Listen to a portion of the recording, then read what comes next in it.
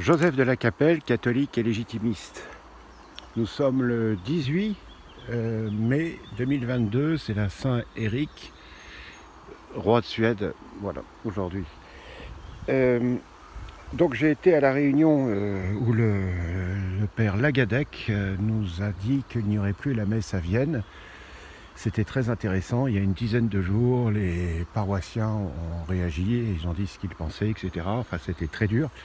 À la sortie de la messe, à la sortie de la réunion, il y avait des mamans qui pleuraient, enfin bref, c'était... Et le curé de la paroisse souriait, voilà. Donc je ne sais pas à quoi pensent ces gens, ils détruisent le catéchisme, l'instruction religieuse, un très beau rite, une très belle messe, un prêtre respectueux des saintes espèces. Et 2 ou 3 jours après, donc plus de messe fin août à Vienne, et Grenoble c'est plus compliqué, mais ils n'auront pas grand chose, quoi. Voilà, donc là voilà où on en est, il n'y a pas de nouvel évêque à Grenoble, donc on peut espérer encore dans cette voie-là. Voilà, et 2-3 jours après, on a su que le Saint-Père avait réagi, donc il y a des mères de prêtres qui ont fait 2000 km à pied pour aller voir le Saint-Père. Alors donc ce sont des dames d'un certain âge, donc il y en a qui faisaient des tronçons et tout ça par rapport à leur vie de famille, etc. Certaines n'ont pas pu faire les 2000 km, mais enfin voilà. Et alors le souverain pontife avait mal au genou, et je comprends pas, en principe il est sur une sédia, donc il peut laisser venir à lui les gens qui le veulent. Donc il y a une dame qui a pu lui parler, il n'a pas reçu les autres, elles l'ont vu de loin, enfin voilà quoi, enfin des trucs pas nets, c'est pas très très beau quoi. Et 3 jours après, il a dit qu'il ne comprenait pas cette guerre liturgique de ces gens qui sont attachés à un rite du passé, etc. C'est assez vertigineux, c'est assez vertigineux. Donc le rite du passé, c'est le rite de la messe romaine. La messe romaine est une partie du rite Paul VI, parce qu'il y a un canon qui est le rite romain, donc voilà, donc il n'y a pas de... Et la guerre liturgique, très Saint-Père, qui l'a fait là depuis le mois de juillet? C'est un peu vous quand même, c'est un peu vous. Donc voilà où on en est.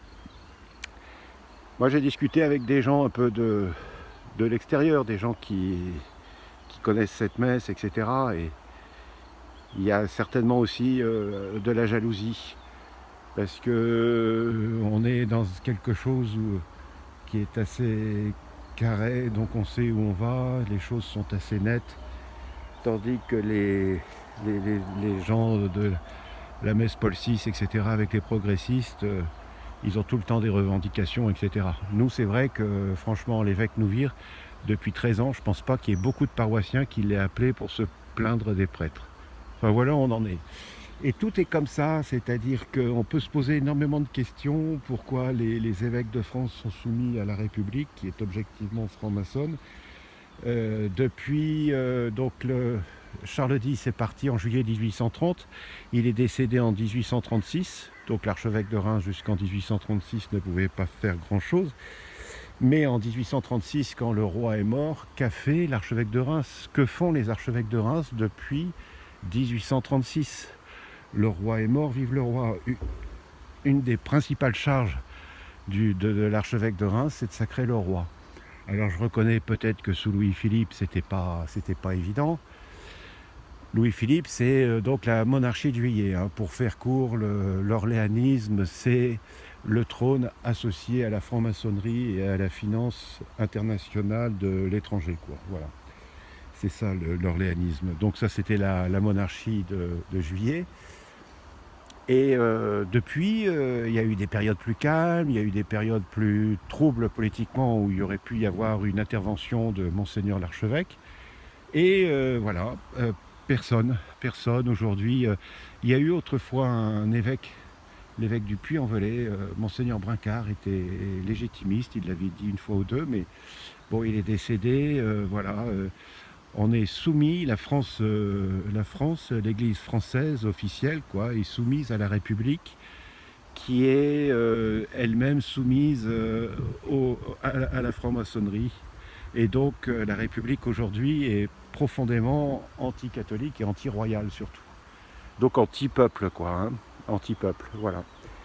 Donc voilà un certain nombre de choses. Il n'y a pas beaucoup de gens sur internet qui disent ça. Moi j'ai consulté, hein, j'ai été voir une psychiatre pour savoir si j'étais fou. Elle m'a dit non monsieur, vous êtes original mais vous n'êtes pas fou. Voilà.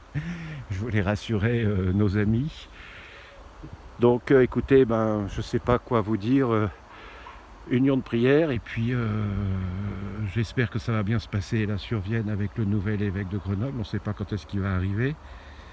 Et puis sinon on ira voir nos amis de chez Sapitis ou Williamson. On essaiera de faire quelque chose.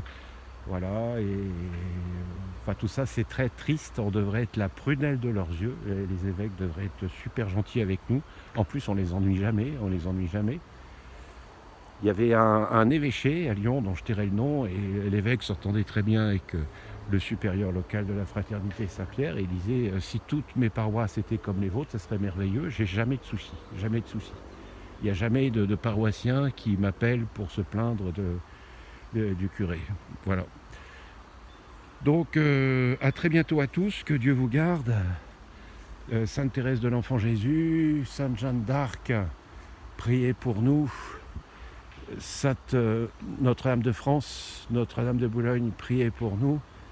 Tous les saints et les saintes qui êtes au ciel et au purgatoire, priez pour nous. Tous les cœurs angéliques, protégez-nous. À très bientôt, Deus et Rex.